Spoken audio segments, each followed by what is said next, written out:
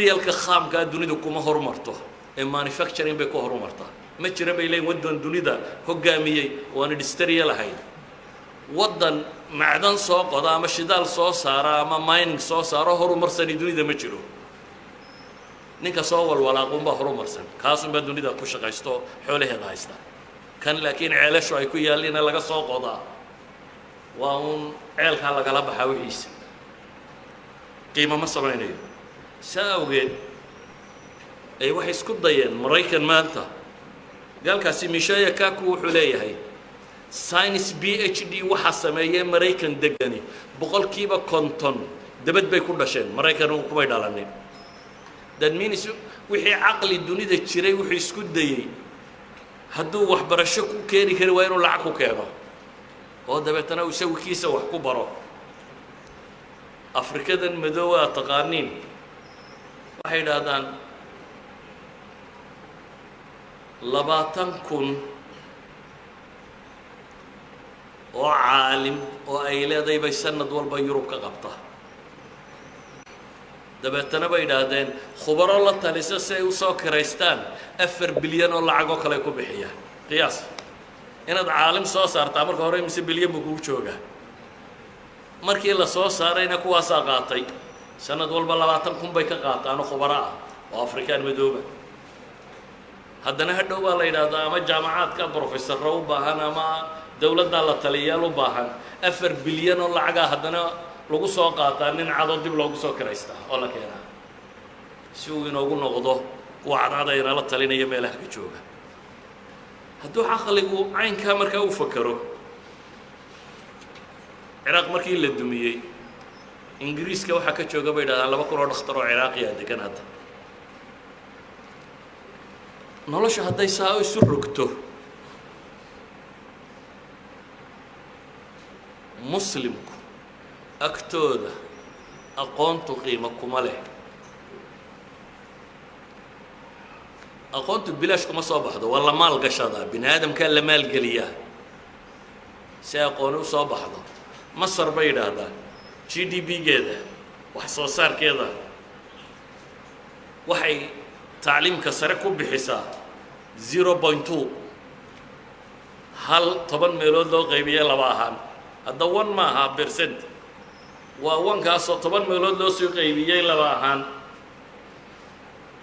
أي تعليم تكون بحسا إسرائيل وقتها الدجانينا almost 5% of its GDP أيكو بحسا بول كيبشان waddanku wuxuu dhaqaale soo saaro dhanba higher education ko qura la galiya baxtiga cilmiga in cilmi baaris la sameeyo markay dunida xagga tacliinta qiimeynaya مثلا United Nations التنمية البشرية 2001 كما تقريرka uu soo saaray waxay ku tilmaamayaan 5 qaybood bay dunida u qaybinayaan qayb waxay oranayaan waa qaada dunida dadka hogaamiya qaybna waxay oranayaan waa القيادة المحتملة dad laga yaabo inay dadka wax hogaamiye ku soo biiraan qaybna waxay yiraahdaan waa yara firfircoon yihiin qolana waxa la yiraahdaa waa hawaamista dacalada kuwa jooga qaarna tirada lagu madaro shanta qaybood bay dunida u qaybiyaan 18 hogaaminta dawlad muslimiin kuma jirto qaybta labaad oo ah qiyaada muhtamila ayu taqriirkaasi waaga Malaysia ku jirtay laga yaabaa imkana Turkigu inuu ku soo biiri karo waaga Malaysia oo kaliya kaga jirtay kuwan masaarida iyo intan muslimiinta u digdigahay kuwa nashadka firfircoonida yara qaba bay ku jiraan bay leeyihiin ee kuwa hogaanka iyo kuwa la filayo inay wax hogaamiyaan mustaqbalka dhow toona kuma jiraan taa macnaheedu waxa weeyaan qiimaha cilmigu waxa uu nala joogaa qiimaha cilmigu wuxuu joogaa galbeedka professorka ama ustaadka jooga wuxuu qaataa 50 professor oo muslim ah mushaharkood meelaha qaarkoodna 100 buu qaataa professorka caalam islaami jooga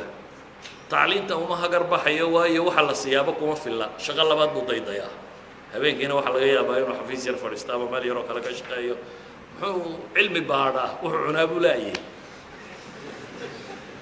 يعني وقف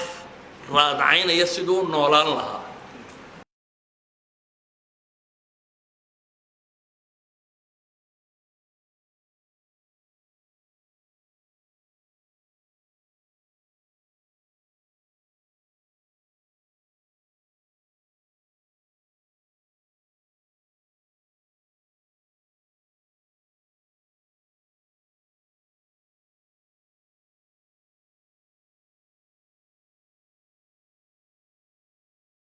ciday u tahay bara'atul ikhtirac soo kordhisay 2001kii maalan dowladaha ugu weyn muslimiintan carbeed masar baa ka mid a soo maaha 2001 hal baa loo record gareeyay masar wax bara'atul ikhtiraca 2002giina mid 2003gii 12 2004kii ayaabay waxoogaa soo raanaadeen oo 87 loo qoray caalamulislaam oo dhan waktigaa 2004ka turkaa ugu badnayd oo 104 baraa ikhtirac baa loo qoray israa'iil oo keliya ma taqaanin intaa loo qoray 1222 shay bay soo saartay halkay masar midh ka soo saartay ama markay ugu badnayd 87 soo saartay israa'iil waxay soo saartay maxay miyay masaaridu israa'iil ka caqli yar yihiin mise way ka tira yar yihiin maya may qolana cilmiga qiimo u aragto ay maal gashatay qolana cilmiga gaajaysiiso professorkaaba baktinayaba wuxuu cunu daydeeya inuu wax soo saara ka kaalaya waxay dhahdaan israa'iil waxay ku jirtaa 15 dowladooda dunida ugu soo wax soo saar badan leh bara'atul ikhtirac ugu badan cilmi cusub register garaysta 5,000 israa'iiliyanaba qof baa wax soo saar leh marka tirakoob waxay soo saareen iyo tirada la soo ogaa cilmiga keeneen 5,000 qof kastaba qof baa wax soo saar leh maraykankaas ka ballaaran iyadana 6,007 qofba mid baa leh laakiin de xagga tiradu kaga badan yahay maadaama xagga tirada kaga badan yahay dee wuxuu soo saaraa 41,870 shay oo cusub baa baateenkeeda sanad qura helay jabaan 19,982 baateen ayaa hal sanad qorteen inay soo saareen oo ashyaa cusuba laakiin de halka israa'iil 5,000 qof wax soo saara leeday ama jabaanisku 6,300 qof kasta qof wax soo saara leeyahay masar waxay yidhaahdeen waa 900,000 oo qof baa mid leh waa 1 milyan qolana 5,000 baa wax soo saar leh qolana 1 milyan baa leh oo dhadhow tirakoobyada waxaan idinku soo naqliyey inaad suurad ka qaadataan aqoonta muslimka ee cilmigii halkay taagantay inay dib u sameeyaan waa wax aada u fudud laakiin waxay u baahan tahay caalamulislaami dhul khaam uu degan yahay oo bisil shidaal iyo macdan iyo wax walba leh dhallin buu haystaa da-yar oo dadka ku nool waxaa laga yaabaa 70% inay 30 jir ka yaryihiin dad wax baran kara diin buu haystaa waxbarashada ammaanaysa asaasiyeedkeedana tilmaamaysa idan wax waa la baran karaa waxaa la la'yahay bulshadii cilmigu uu qiimaha la lahaa iyo hoggaankii qiimaha u arkayay maanta dowladahan yaryar aynu leenahay tirada badan leh budgetka marka la dejinayo intaad u malaynaysa in waxbarasho loo qoondeeyo inteese wax kale loo qoondeeya yani waxa ay tilmaamaysaa un shaygan innaga qiimayntu agteenna ku leeyihin markay dowladaheennu waxba nafle ay u ogolaan waayeen ayay waxbarashadeennii oo dhammi private noqotay markaasay intay sii dhaaftay dee imka waxay maraysaa xataa qur-aan ma baran karti hadda aan lacag haysanay socaynkaa ma aha yani wax bilaashiba ma jiraan sababtuna waa maxay system aqoonta qiimaynayaan jirin oo maalgelinaya iyo bulsho aqoonta qiimaynaysa oo maalgelinaysaan jirin caalamulislaamigaa la tilmaamayo 130 caalime dunida ugu weyn inay iyagu lahaayeen 120 ka mida dowladdu may maalgelin jireen bulshadaaba maalgelin jirtay awqaaf bay waxaasoo dhammi ku socdeen dowladduna culamada way karaamayn jirtay dadka aqoon-yahanka way karaamayn jirtay jaways bay siin jirtay waxbay dad nool bay hayeen waxaan uga dan leeya markaa haddaad maqasho dunaa horu martay dhidid bay ku horu mareen iyo waxbarasho iyo wax soo saar bilaash kumay horu mareen cid intay iska seexatay badhaadhay oo horu martay ma jirto cid aqoon adeegsatay ayaa horu martay innagana waxba inagama xigaan inaynu horu marno waxba inagama xigaan go-aankeenna inaga xigaan inaynu shacab iyo dowlad iyo qiyaadaba inaynu yeelano go-aan ah inaynu aqoontu inay qiimo tahay aragno cilmigu inuu wax yahay innaga cilmiga waxuma aragno haddii marka aynu rabno horumar waxaan leenahay cilmigu ku diineed oo qofka bini aadamkaa qof nool ka dhigaya iyo ku adduunyo oo qofka qof noloshiisa difaacan kariya dalkiisa iyo dadnimadiisa ka dhigaya waxay ku xidhan tahay sidaynu waxbarashada u qiimayno nolosha adduune horu martayna waxbarashay ku horu martay alaab la soo iibsadana laguma horumaro daara dhaadheer oo la dhiso oo inta gaal la keeno u daar dheer kuu dhisayo waxaa laguma horumaro dad kolba carabi tiraahdo daarta dunida ka dheer ugu dheer baanu dhisaynaa iyaga iyo daarahoodaba dad baa isku leh iyaga iyo daarahooda iyo shidaalkoodaba dad baa isku leh waxaa la yaabantiin maxaa farta loogu yeedhaya maxaa waxaan laynoo leeyahay maxaa caynka dee waa laynaga xoog batay waynu seexannay de haddaad seexatana ogolow soomaalida maahmahadeedu maxay ahayd miskiin baa miska la fuulo laba yidhahdeen adduunka cid isuma naxdo naxariisima jirtee waa ninkii wax iska dhiciya unbaa dad noqda soomaaliya way jabtay maxaa dunida noogu soo horiyi wey war waa lagu sii korayaa cid ku soo kicinaysaa ma jirto mid gaal professor jooga Cambridge University oo kuway ka dambeeyaan ayaa nin sheekho Soomaaliyeed oo ardada meesha wax ka barataaba wuxuu yidhi waxaan weydiiyey su'aal ah war waddankaygi waa kan degi waayo idinkuun baa ku jira maxaa naga rabtaa intuu dib u jiifsaday buu cabaar fakeray ayuu wuxuu yidhi wixii laydinla rabaa weli laydin yeelsiin maa laydin gelgelaya intaa haa ka odhanaysaa wixii laydinka rabay baan weli laydin yeelsiin buu yidhi tii baydan weli aqbalin marka inta taa ka gaadhaysaan waa ahaanaysaan buu leeyahay in caynkaa laydin wado calaa kulli xaal warkaygu wuxuu ku kooban yahay aqooni haddaad aakhiro doonaysana facalayka bilcilm haddaad adduun doonaysana facalayka bilcilm وصلى الله على نبينا محمد وعلى آله وصحبه وسلم والحمد لله رب العالمين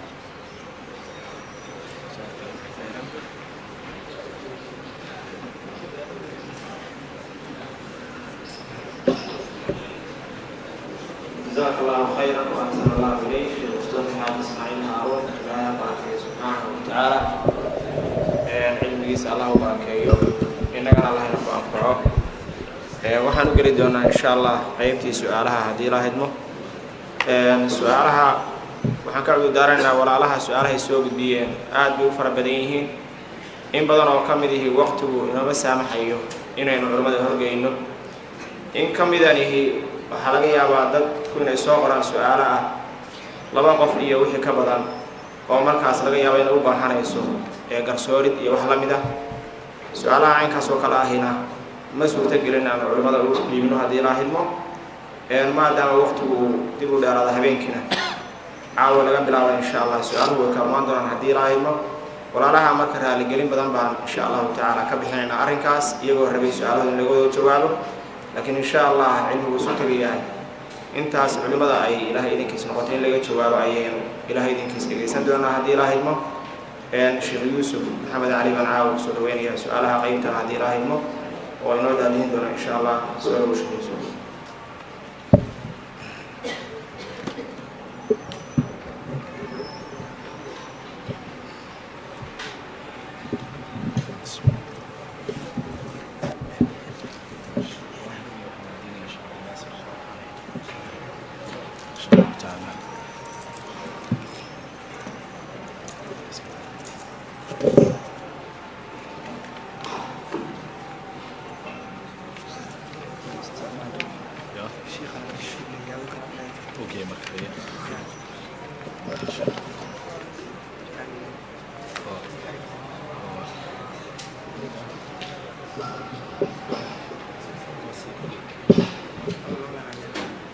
شاطر مسيس كويس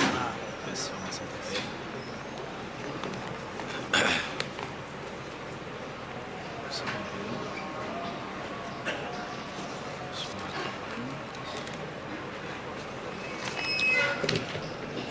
بسم الله الرحمن الرحيم الحمد لله رب العالمين والصلاة والسلام على رسول الله وبعد إن شاء الله تعالى سؤالها waxaa inooga jawaabi doona haddii ilaahay idmo sheekh cabdinaasir xaaji axmed iyo sheekh daahir oo cabdi in sha allahu tacaala labadaas sheekh baa caawa inooga jawaabi doona su-aalaha haddii ilaahay idmo waan kuu banneeyay gudbaysaa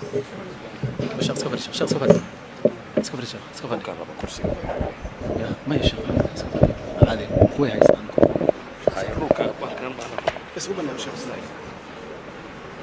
soo gudubsha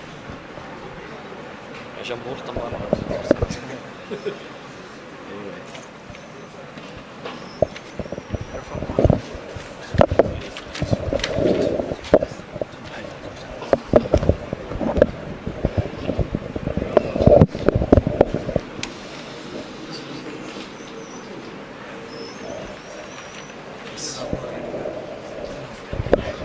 سؤال كروتن يدور صار بالباشا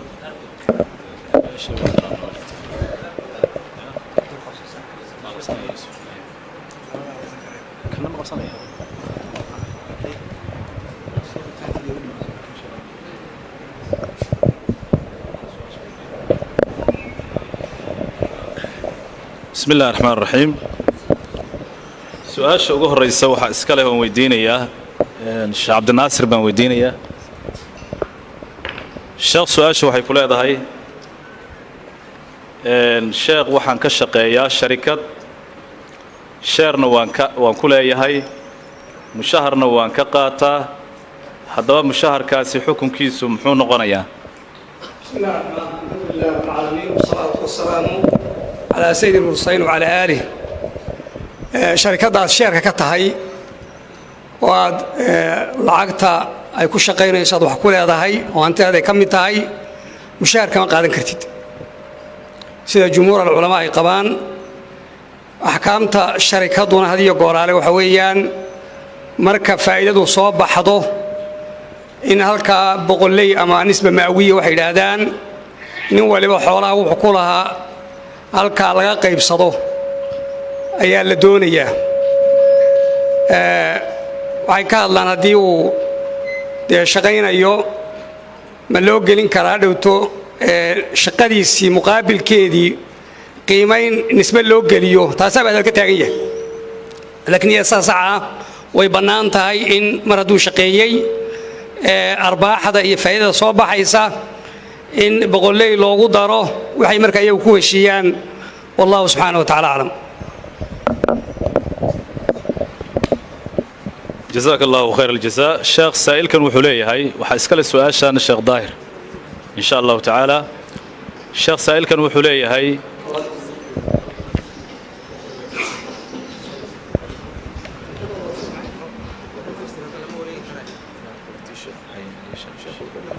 waayahay sheekh cabdinaasir baan weydiinayaa su-aasha xigtana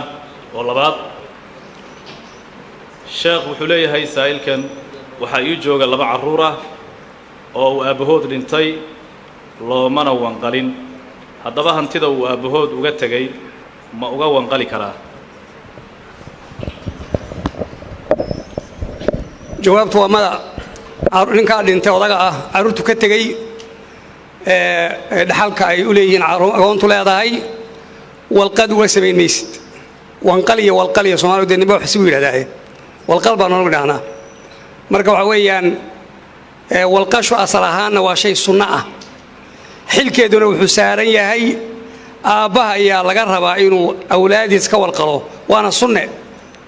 su-aasha waxaa ka muuqata odaygiina dhibayba ilaa intuu ilmuhu ka qaangaadhayo isaga ayaa xilku saaran yahay inuu ilmihiisa ka wanqalo ama ka walqalo hadduu dhintay carruurta laga taaban maayo xoolahooda laakiin hadhow carruurtani markay qaangaadhaan fuqahadu waxay sheegeen inay isaga bannaan tahay isagu inuu iska walqalo wallahu subxana wa tacaala جزاك الله خير الجزاء. الشيخ سائل كان وحولي هاي وسؤال سدحات sheekh dhaqanka soomaalida qaar waxaa ka mid ah in haddii nin gabar si kas ah uu u dilo aan loo qisaasin ee diyo uun la siiyo arrinkaasi maxay shareecadu ka qabtaa arrinkaasi ma bannaana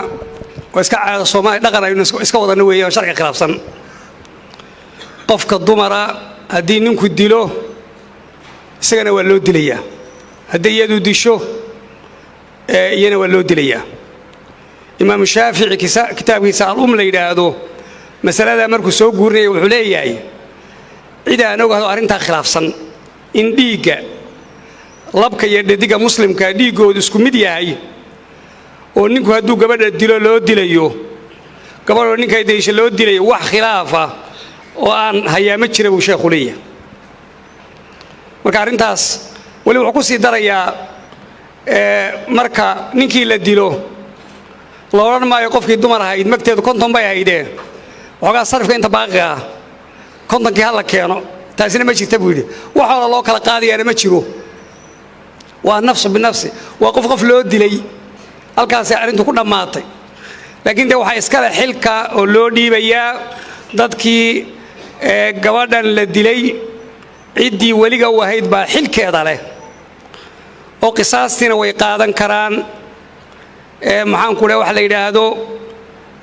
cafis bay qaadan karaan mag bay ku beddelan karaan waman qutila madluuman faqad jacalnaa liwaliyi sulطaanan falaa yusrif fi lqatli baa la yidhi subxaana wa tacaala wallahu subxana wa tacaala su-aasha afraad ee xigta waxay leedahay sheekh laaluushku duruuf ma ku bannaanaan karaa sida inaad xaq aad leedahay ku dhacsanayso haddii aadan bixininna aad xaqaaga waayayso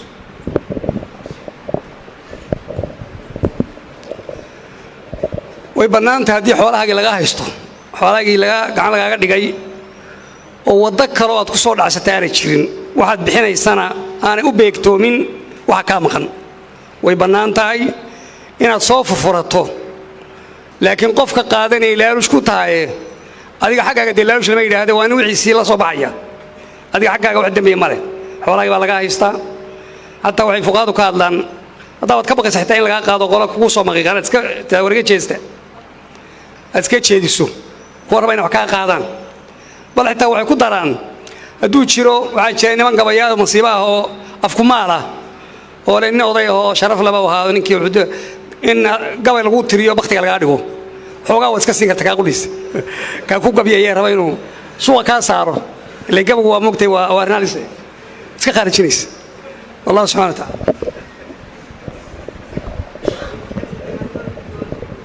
jazaak allahu khayr aljazaa sheekh saa'ilkan wuxuu leeyahay sheekh waxaa beryahan dalka ku soo batay xarumo loo yaqaano cilaaj oo dadka bukaanka ah la geeyo iyadoo qaarkood la sheegayo inay jinka la shaqaystaan sixirna adeegsadaan haddaba ma bannaan tahay in daawo iyo cilaaj loo raadsado xarumahaas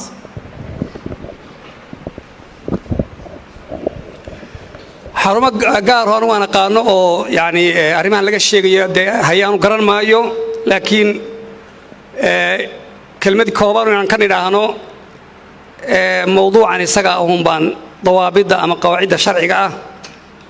in si loo ilaalin karo ama sida laga doonayo baan wax yar ka taabanaynaa marka hore qof waxbuu dawaynayaa qofna waa la dawaynayaa waxna waa lagu dawaynayaa arkaanteedu waa intaa saddexdaa qodob shareecada islaamku waa lagu ijmaacsan yahay qofka in la daweeyo oo waxa lagu daweynaya marka laga hadlaya ruqyada dhakhaatiirta hadda waa iska cid ka hadlimayso laakiin dadka qofka daweynaya cilaajinaya in diinta lagu cilaajiyo alxaafid ibn xajar kitaabkiisa fatxulbaari oo kale wuxuu yidhahdaa ruqyada shuruuddeeda waa inay luqada carabiga tahay waa inay adkaartii sharciga ay tahay waa inaanu qofkani caqiidaysnayn ama ka akhriyay ama ka lagu akhriyayaba in erayadan lagu akhriyay inay yihiin waxa daweynaya ee iyagu inay sabab yihiin inuu caqiidaysto laakiin allah inuu yahay allah wax daweey ilahay inuu yahay subxaana wa tacaala qofkan wax daweynaya waa in diintiisa lagu kalsoon yahay qof ammaano leh oo ictiqaadkiisu wacan yahay oo ummadda danteeda ilaalinaya oo daacad u ah waa inuu qofkaasi qof dee culimmada maarata ay taskiyinayso la garanaya inuu yahay culimmadiisa ku xidhan oo la garanayo waxaa kaloo meesha jiraysa waxyaabaha dhacaya mararka qaar qofka la daweynaya mariidka ah siga qudhiisu hadday dumar tahay waa inaanu qofkani markuu daweynayo waa inay xijaaban tahay oo xushmadii sharciga waa ku muuqdaa khalwo mukhaalafaadkii sharciga meesha waa inay ka baxaan khalwo aanay jirin la gooni noqosho wixii sharcigu khalwo u yaqaano waxa la yidhaahdo jidhkeeda aanu taaban waa qof ajnabiyo uma bannaana inaad ka taataabato waxbaan cilaajinay intaad tidhaahdo uma bannaana jidhkeeda inuu taabto wixii mukhaalafaad ah ee sharcigu kuu diidiy o dhan la yidhahdo qur-aanka mararka qaarkood waxaad maqlaysaa waxyaaba duuduuban ama kelimaad yaroo lagu celcelinayo oo aayad maaragtay wax ka mid ah oo si qaldan loo akhriyayo waad arkaysaa mararka qaarkood waxaa laga yaabaa dadku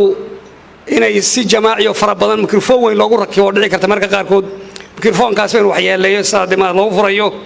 qofka fardi loo daweeyo oo qofkii la qaabilo oo wax lagu akhriyo qur-aankiiyo siyaabahaas ayaa loo baahaya waa in la iska ilaaliya wixii mukhaalafaad sharciya oo dhan laga ilaaliya mana bannaana sixirka sixir lagu furo ma bannaana qof sixir la shaqaysanaya haddii uu jiro in loo tagaa ma bannaana mararka qaarkood in la aamino waxaan hadlaya dee jinku waa galaa qofka wuuna hadlayaa mararka qaarkood waa lagu talax tegayaado isagiiba hogaaminayo oo waxaasaan sameeyado halkaasaa sixir ku jiraado markaasaa diradoo lala safraya la raacayaado adiba ku kacaysayba adibu ku wataa maxaad waxdawaysaa ya rumaysatayba beenawaaska meesha ku jira cadowgan duulaanka ee qofka dumara galay ee aad u baahanay inaad ka dawayso adiga waa kugu shaqaysanaya adibu ku kacaysay maxaad waxdawaysaa xaggee ku jira halkaa safar dheer baa loo gelaya maxaa haddii la gaadhin la raaco magaalo heblaayo guri hoosti halka waxaas inaad wax sax maaha marka in dadkana la baro inay ilaahay ku xidhnaadaan oo tala saarashada ilaahay la baro addoonkan ilaahay baa caafimaadka haya sixirka iyo jinka iyo isha iyo waxaasoo dhan wax jira waxaana ku filan ilaahay baa kaaga filan adkaarta iyo ducooyinka ilaahay tala saarashada wax badan shukuuk badan baa marka qaarkood shakiga ayaa wuxuu keenay isaga qudhiisu qofka inuu aad maaragtay uu u nuglaado in sidii doona laga yeeli karo marka inahaasaan ku koobaya wallahu subxana wa tacaala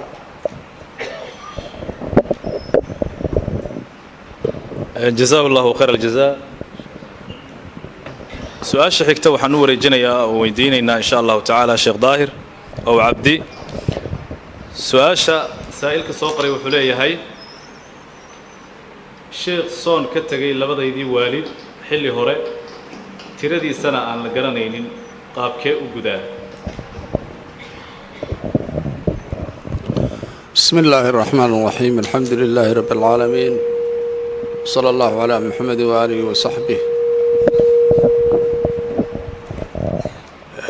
صونكو أركانتا إسلامكو كميدي هاي مركز سيدا درتي أعذار يوحي اللمدة بالوغتي كرايدنا وحي لدي حدود مركا نبي صلى الله عليه وسلم هذا ليس حكم إذا من مات وعليه صوم فليصم وليه وليه سواك صومه marka waa laga soomi laakiin su'aasha waxa ku jira waalidkii waa dhintay intuu soomka uu ka tagayna garan mayno intuu ahaa waa un la qadari waana la ijtihaadi ihsaanna waa loo samayni intii la awoodo waa laga soomi inta kaloo kolka la qadaro la soomi kari waayana sida aimadu ay yidhaahdeen waxa laga bixinayaa فيديو oo waxa laga bixinayaa maalintiiba miskiin baa la quudin saas la sameeyay wabillahi tawfiiq جزاك الله خير الجزاء شيخ سائلك كحيغا وحليهي السلام عليكم ورحمة الله وبركاته آدبان السلام يا علماء شرفت له شيخ صلاة قصرقة مركي أن دبلغو تصالة أهان ظهر كيبان عصر كأوكياني تابان تكشدي ظهر مرينيا مع عصرك مثل ظهرك نبينا صلى الله عليه وسلم أحاديث سفر كقصة سنيد وخاصة حجة الوداع صلاة ظهرك يعصر سكاني مركا ظهرك تكذي بآذان يو إقامتين عصر كان وكحج السيي كاسوحها جمع تقديم مغرب كي عشين واسلا دونتي جمع تأخير بوها وحال هرمرية مغرب هرمرية صلوات الله والسلام عليه cishayna waa ku xijisiiyey wahaakadaa safaradana saas weeye ama salaada subaxa cishahana lalama kulmiyo mid lama soo hordhigo midna dib looba rido salaada subaxa iyo duhurkana la isuma geeyo wahaakadaa saasaa loo galayaa hadday cadaar timaado oo roob badani intuu do-o dadku ayn soo noqon karaynin sida nebigaba sala allahu calayh wasalam uu amray asxaabta qaarkood salaada waxaan tukanaynaa maqhribka cishahana waynu ku xijisiinaynaa oo waxaa la yidhaha jamcu taqdiim saasaan samaynayna wabillahi towfiiq jazaaka allahu khayr aljazaa sheekh saa'ilka ku xiga wuxuu leeyahay waxaan ka shaqaystaa qaad haddaba hantida aan ka kasbado ma ii xalaal baa mise waa xaaraam guriga aan ka dhistana ma ku tukan karaa guri aan lacag qaad ka dhistay ilaahay subxaanahu wa tacaalaa dadka mu'miniinta waxaa la amray in xalaasha aan cunno horta waxaa ka horeeya sheekhuna hadda muxaadarada waa ku jirtay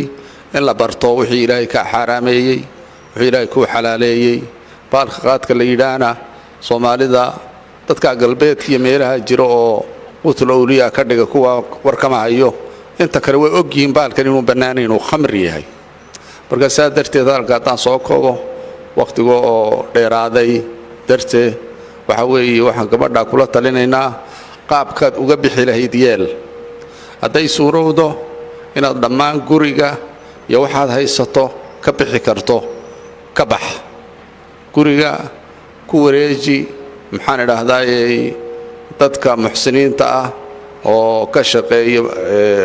awqaafta iyo jidadka la samaynaya iyo ceelasha la qodaya iyo masaakiinta iyo dadka ha lagu wareejiyo adigu hadda waxa weeye ajri ka raadin maysa waxaa ka raadinaysaa saad ilaahay uga badbaado toobadna keen oo ilaahay xaggiisa u soo noqo haddaadan waxba haysanin oo carruurtii iyo reerkii waxay cunaan aan jirin wixii aad cuni karta aad cunayso kala hadh waa lagu ogol yahay a'immada qaarna waxay yidhaahdeen waman jaa'ahu mawcidatu min rabbihi fantahaa falahu maa salaf haddii qofku xaaraamta ka shaqaysanayo uu xaaraamtaa garanayn jahli ka hayo muddo dheer ka soo shaqaysanayay naska marka loo sheego sidii ribada ku soo arooray siyaaqa markaa ha ka joogsado wixii hore miyaa xalaal buu yahay laakiin intaan ogahay qof soomaaliya rag iyo haween oo qaadku inuu bannaanayn aan ogayn ma jiro wabillahi towfiiq jazaaka allahu khayr aljazaa culimmadu aad bay u mahadsan yihiin sida ay wakhtiga inoogu soo koobayaan jawaabta saa'ilka ku xiga sheekh daahir wuxuu leeyahay sheekh xirsiga ama qardhaasta qaar waxaa lagu qoraa qur'aan marka sidee xaaraam ku noqonayaa haddii uu qur'aan ku qoran yahay innagu dad muslimiinaynu nahay taabiciin baan nahay waxaynu raacaynaa nebigii sala allahu alay wasalam iyo sharcigii islaamka baashana asalkeedu waxay ahayd shaqo ay samayn jireen dadkii jaahiliyadii qabla alislaam waana arrintu sheekhu hadda ka warramayey oo ruqyada iyo saas ku saabsan marka ilaahay subxaanahu wa tacaalaa shay hadduu inaga mamnuuco sharcigu badiil buu keenaa qardhaasa marka waa ictiqaad kharriban weeye waxaa qofka ku jira inuu jinka iyo isha iyo sixirka iyo waxyaalahaas madiidada iyo wixii la halmaala inay dawo ka tahay waana soo noqotay mar bay waxoogaa gabatay hadda aad bay u soo noqotay dad badan baa jinta ku wata dad baa ku wata wareegga oo guntaday oo u sameeya soon qaar baa bawdada ku xidha oo dad kale ka qariya waxaasi ma bannaana waa khuraafaad lama ogolo laakiin waxaa ilaahay subxaana wa taala inoo sharciyeeyey mucaawadataynka iyo qulhuwallaha iyo aakhiru suurat albaqara oo labada aayadoo ugu dambeeya ah iyo maxaan idhaahdaa faatixada iyo adkaartii nebiga ka sugnaatay salawaatu ullaahi wasalaamu calayhi inaad isku tuftaan taxaliil laynoogu tufo oo isku dawaysaan oo ilaahay baridaan subxaana wa tacaala ilaahay baa wax badbaadiya ilaahay baa wax ilaaliya ilaahay baa weliya ilaahay inaad kaalmaysataan oo oo halka hadda wax lagu qorqoray waxaynaysan ama qur'aanka ta lagu qoray aimada qaar baa yidhi laakiin wax daliil u haystaan ma jiro sida qowlka saxiixa oo aimadu u badan yihiin ama qur'aan ha ku qornaato ama warqada wax kale khuraafaad oo la garanaynin ha ku qornaato qardhaastu ma banaana sharciyan marka saadarteed dadka waxaan ugu yeelaynaa waa khuraafaad ka fogaada oo waxyaalaha hadda sheekhu ku warramayo dadka dib u riday waa qardhaas la qorayay iyo waxaan ku dhahdaa qubuuro la galayay iyo maxaa xoolo la kaxeynayo qubuuro lagu qalayay iyo awliyo la baryayay iyo waxaas waa wax dadka dib u riday weeye oo waqtigoogina burburiyey cilmigii sharciga ahaa oo khayrka aakhiriya ka adduunka ugu yeedhayana ay dib uga dhaceen wabillahi tawfiiq sheekh saa'ilka ku xiga su-aashiisu waxay tahay haddii aan qof wax ka xado oo aan damco inaan xaqiisa u gudo dabadeedna aan isagii waayo ma u sadaqayn karaa horta ninka waxa ugu yeedhaynaa arrinta aad ku kacday waa arrin foolxun waa tuugna waa dadku waxay qofkay ugu necab yihiin shayga ugu necab yihiin waa tuugo afrikanka waa la dilaa gacan baa loola tagaa nafta lagaba qaadaaba laakiin sharcigeenu in la dilo ma ogolo wasaariqu wasaariqatu faqtacuu aydiyahumaa ilaahay saasuu yidhi gacmahoogaa la jarayaa sharcigaa ka soo dejiyey sharci hadda taagan oo axkaamii ma jiro niyo waxaad ku dhacday arrin aan fiicnayn tuug baad noqotay toobadkeen horta oo ilaahay xaggiisa u noqo wixii aad qaaday innaga markaan darsiga akhriya ceel hindinin baa wuxuu noo ila soo xidhiidhay wuxuu yidhi dhar badan baan magaalada ka xaday magaaladoo dhan habeenkaan xadi jiray muddo dheer baan dharka xadi jiray dhar badan baan hayaa meel alla la meelangeeyana garan maayo guryihiiba iskaga darsamay qaarna waan aqaanoo haddaan dharka u geeyo way dilayaan maxaan sameeyaa marka hadda ninkaas xoolihii haddaad hayso horta towbadkeen wixii aad haysana dadkii lahaa haddaad garanayso u celi oo ilaahay uga baq oo sujuudda ku ooy oo towbadkeen oo ha u noqonin oo islaamka baro haddaad garan weydo wax leh ama dadkii ay dhinteenba wixiina aad hayso masaalixda ummadda ku bixi jidadka iyo maxaan idhaha dadka masaakiinta gaajaysan iyo dadka iyo qaxootiga iyo dadka isbitallada iyo meelaha lagu dawaynayo meelaha ku bixi maalka marka mawdku ayuuna kuugu imanin adigoo maaragtay maalkii haya waxa weeye dayn yani waxa weeye tuuga ku timid weeye oo korka kaa saaran markaa ka taxallul sidaas samee insha allah billahi tawfiiq jazaaka allahu khayr aljaza sheekh waqtiga aad buu u yaryahay su-aaluhuna waa badan yihiin marka caawa insha allahu tacaala intaas baan ku soo koobaynaa waxaa jira walaal warqad soo qoray axmed cabdisamatar casariye waxaa xanuunsanaya injineer cabdicasiis saciid samatar surcad oo dhowr beri kooma ku jira marka walaalaha guud ahaan waxaa laga codsanayaa walaalkaas inay u duceeyaan oo ilaahay subxaanahu wa tacaala xanuunkaas ka qaado miirkiisana u soo celiyo in sha allahu tacaala waxaan siinayaa kelmadda ugu dambaysa jalsadeennaan caawo oo duca ah islaan ciise ayaan siinayaa oo noo ducayn doona insha allahu tacaala jalsada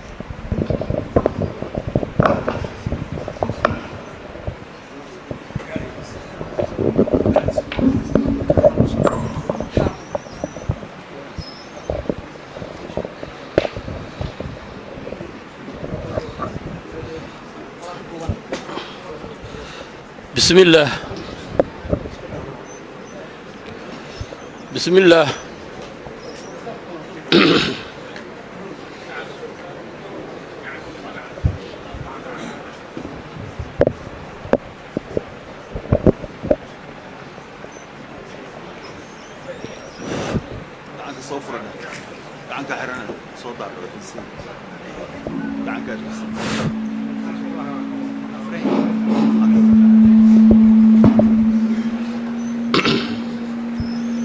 بسم الله waxaan dadkan islaamka madashan qaymaha leh makaan ilaahay ee jooga ku salaamaya salaamta islaamka والسلام عليكم ورحمة الله وبركاته. حالي حاجة الله ينوصو بيو مراد كينا الله سهل مصايبتنا الله ينكيرارو دادك إسلامك أما أهلك ووقتي قودي إنه هوري إن أي واحد كؤادن إن يراهدانين إن أنا يا بارتو تهينا إنه قادنه الله إنه أنفعه أيقنا الله كعب المريو وحو أجبه وحلينا ليه إننا وحو أجبنا كواه إنه قادنه هدنا وواحد وقتها مكوشيغا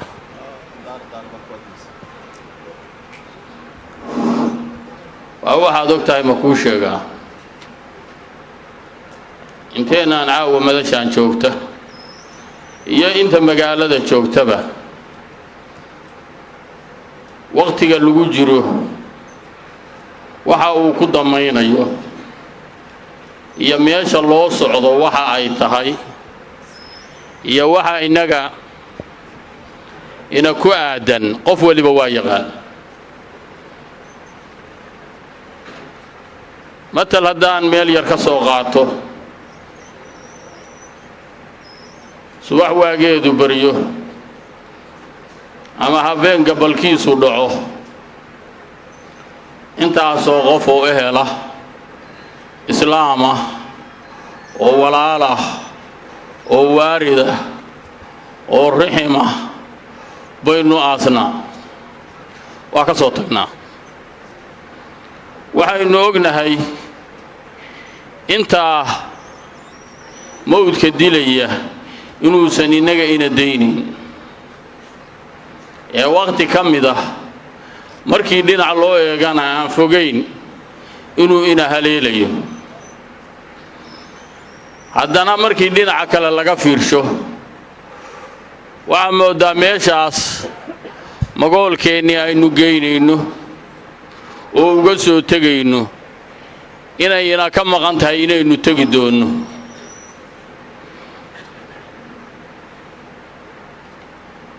waxaan leeyahay marka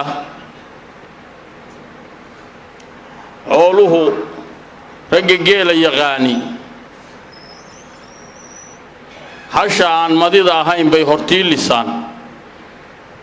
hadhowna madiday ku dul lisaan korlis baa la yidhaahdaa tan horena gundhig baa la yidhaahdaa gundhigu waa caano waxa ka imaanaya madida waxa ka imaanayana waa caano innagu markay inta aynu qabno waa gundhiga waa aynu ka warqabnaa inaynu dhimanayno aynu ka warqabnaa in layna xisaabayo inta wadaadadu ina leeyihiin korliski wey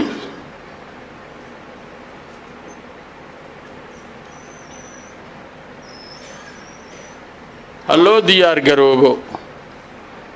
intaan muslimiinta ah oo meesha joogtahay iyo inta kale oo naga maqan oo namaqlaysaba wadaadadu waxaynu ognahay inoo sheegeen waxaynaan ogeyn inooma sheegin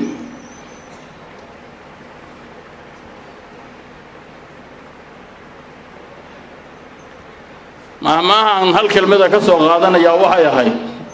badbaado ilaah ma sii ahaato xabad baa ku dhacday roonaa tiibi baa ku dhacday roonaa baabuur baa la gadoomay roonaa aakhir ilaah waa ku dilayaa intaa ilaahay kaa badbaadiyey baa aakhir ku dilay marna badbaadadaadu sii ahaan mayso haddaynu marka tubku joognahay matal garoowe markii la yidhaahdo waxaa suuraa dhowr boqol oo qof inay maalintii ku dhimato ee ku dhalato 24 saacna 10 qof 30 qof 40 qof ku dhinto intee isu jiraan wax badan baa u dhaxaysa yaa badan waxa badan inta dhalanaysa waxa yar inta dhimanaysa haddana dhimashadaas aynu u dhamaanaynaa tan marka dambe guulaysanaysa oo hawsheedii gabagaboobayso waa dhimashada weyn dhalashadii meel ay aaday lama yaqaan waxaan leh markaa innana aan qaadanno ilaahna ha inoo ku anfaco wadaadadana waxa inoo sheegeen allaha ka abaalmariyo masaakiinta dhibban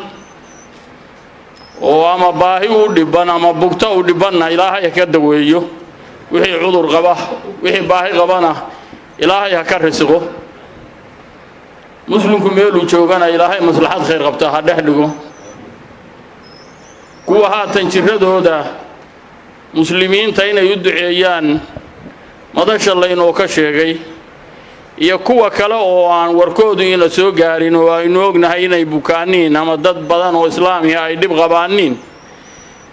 ilaahay isagaa qaniya ee qof walba cusriga haya yusrana ugu bedelo wixii ajashoodu ay baaqi tahay oo wax u harsan yihiin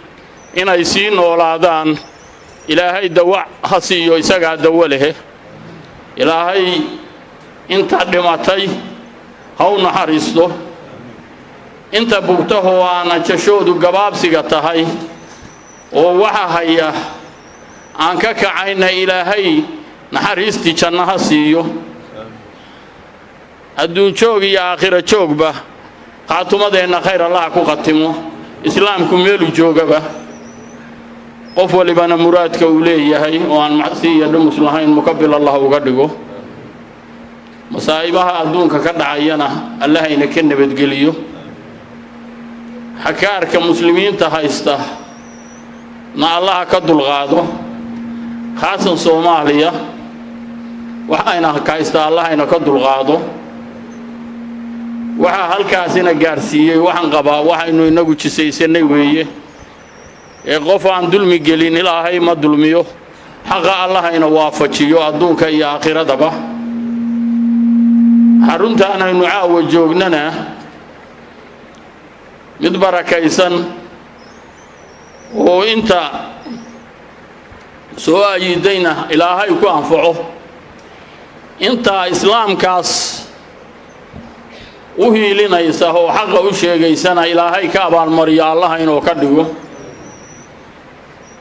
culummadana waxaan leeyahay war noo badiya